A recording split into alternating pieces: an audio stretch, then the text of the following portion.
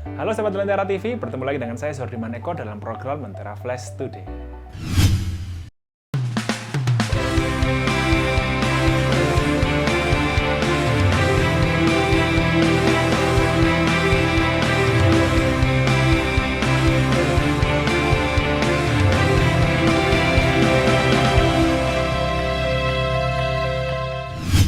Kita mulai informasi pertama dari Amerika Serikat. Solar Chapter adalah organisasi nirlaba yang didirikan oleh sekelompok mahasiswa Indonesia di University of Illinois, Amerika Serikat.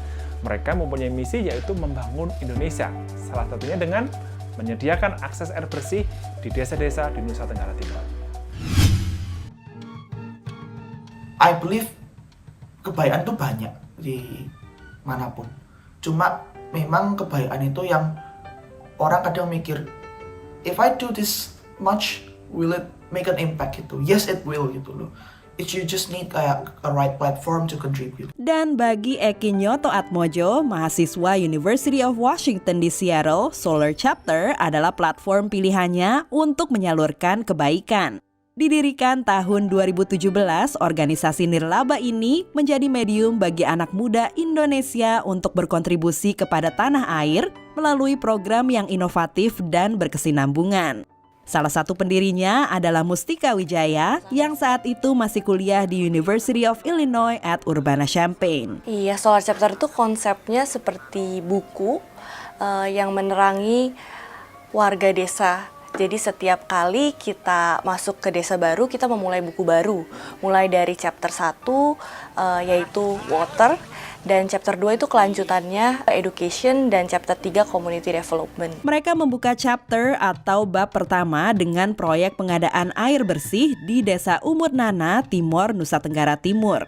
Provinsi NTT dipilih karena adanya kebutuhan di mana warga harus berjalan kaki 3 hingga 4 jam setiap hari untuk memperoleh air bersih.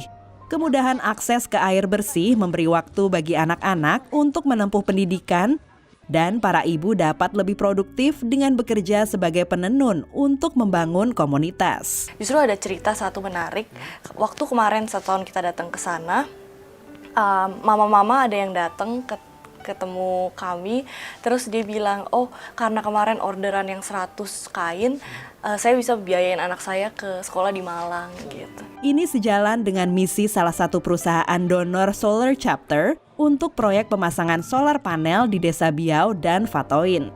Seperti dijelaskan Kuncoro Wibowo, Chief Transformation Officer Kawan Lama Group. Ini sejalan dengan misi kami, yaitu misi ACE dalam mewujudkan Sustainable Development Goals, yaitu nomor 6, Clean Water and Sanitation, nomor 7 Affordable and Clean Energy, ya, nomor 10 Reduce Inequalities, dan terakhir nomor 17 adalah Partnership for the Goals. Solar Chapter juga berhasil menarik banyak anak muda yang tengah menempuh pendidikan di luar negeri untuk bergabung. Kini mereka memiliki 9 cabang, tak hanya di beberapa kota di Amerika, tapi juga di Melbourne, Vancouver, dan Hong Kong. Tim Seattle di bawah Ekin memiliki 15 anggota yang mengerjakan proyek pengadaan air bersih di 3 desa, Biau, Fatoin, dan Karekanduku. Kita mulai dari fundraising pertama. Itu masuk di tim sponsorship and fundraising. And then my marketing team and design team, they are in charge of doing the marketing, to spread our cause, to tell the stories to people, to establish the narratives. And then the technical team, dia yang mulai desain dari awal. Menerapkan keahlian dan pengetahuan yang dipelajari di bangku kuliah bagi masyarakat yang membutuhkan, menurut Beatrice Susanto dari Kawan Lama Group, menjadi inspirasi bagi generasi muda lainnya. Mereka bisa berkuliah di luar negeri, tapi bukan berarti mereka melupakan tanah pertiwinya gitu ya. Karena mereka juga masih tetap ingat bagaimana mereka bisa memberikan kontribusi dan memberikan impact yang positif bagi masyarakat yang ada di Indonesia. Each of us itu bisa bikin impact ke hidup orang-orang di sana, and that is for me that what makes Solar Chapter beautiful gitu sih. Proyek air bersih Solar Chapter telah ada di 6 desa dan sedang dibangun di 5 desa lagi untuk menjangkau 8.800 warga. Dari Washington DC dan Jakarta, Dania Iman, Ahadian Utama, Nia Iman Santoso, VOA.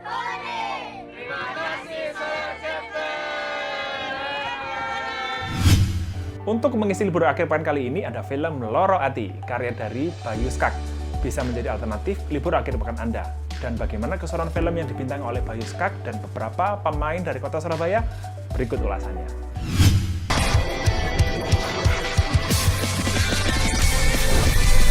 Kabeh wong ngomong, urip iku wis ana dalane. Film Lara Ati merupakan film yang disutradari oleh Bayu Skak yang juga sekaligus penulis skenarionya. Lara Ati berkisah tentang dua orang sahabat yang bernama Joko dan Ayu.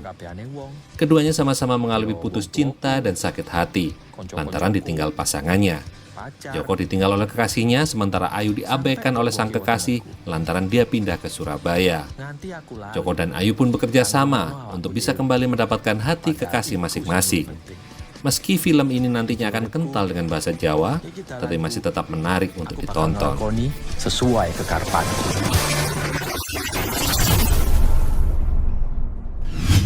San Diego Comic Con Internasional kembali digelar. Yang istimewa di San Diego Comic Con kali ini terdapat stand berisi komik-komik karya kreator komik Indonesia yang dibawa oleh VC8 Entertainment untuk masuk ke pasar Amerika Serikat. Salah satu pameran komik dan budaya pop terbesar di Amerika, San Diego Comic Con International, kembali digelar secara langsung setelah sempat ditiadakan pada tahun 2020 dan 2021 akibat pandemi COVID-19. Yang istimewa, di San Diego Comic Con kali ini terdapat stand berisi komik dengan tokoh-tokoh komik karya kreator komik Indonesia yang dibawa oleh VC8 Entertainment. VC8 itu sebagai sebuah platform buat kolaborasi antar kreator, antar negara. Jadi bagaimana kita justru pengen mengangkat para kreator yang dari Indonesia, dari lokal, untuk diperkenalkan kepada global market. Sebanyak 5 IP, singkatan dari Intellectual Property atau karya orisinil yang dibuat untuk tujuan komersial dari Indonesia, diperkenalkan di San Diego Comic Con. Kenapa kita memilih misalnya Amerika? Karena menurut kita, kalau kita launching IP di regional kita dulu baru keluar, itu malah jadi akan terlalu panjang dan susah gitu kan gitu. Kenapa enggak kita mengembangkan IP dengan standarisasi yang sudah lebih tinggi di sini, sudah lebih mature marketnya. Setelah di sini ternyata berhasil, baru kita masuk ke market Indonesia lagi. Agar IP dari Indonesia ini bisa lebih mudah diterima pasar Amerika, VC8 mengajak seorang penulis komik ternama Amerika dan ahli efek visual untuk film yang juga dikenal sebagai penulis komik dan co-creator dari Bloodshot, yaitu Kevin Van Hook, untuk bekerja sama. My big interest was dealing with Southeast Asian mythology and folklore.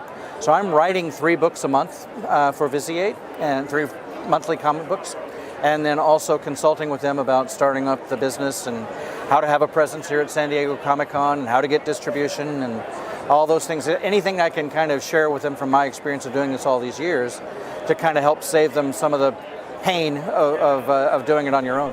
Berada di San Diego Comic Con memberikan kesan tersendiri bagi Trianika Anjani yang ikut menggarap salah satu komik yang diperkenalkan di sini.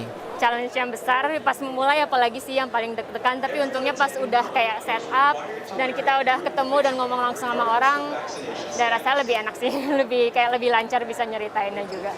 Seorang pengunjung pameran bernama Jacob Schober yang juga seorang professional gamer mengatakan, all the stories look really interesting. I mean, they're all varied with really interesting characters, interesting plots by what I can see from the covers and posters and the little previews, so I'm really keen to read them. Ryan Laksamana yang ikut menjadi pembicara di salah satu panel di San Diego Comic Con bersama ahli visual effect film-film seperti Star Trek dan Mandalorian mengatakan rencananya komik-komik ini akan dikembangkan menjadi animasi, film, serta video games. Dari San Diego Comic Con, Irfan Isan, Ronan Zakaria dalam Susanggaya VOA.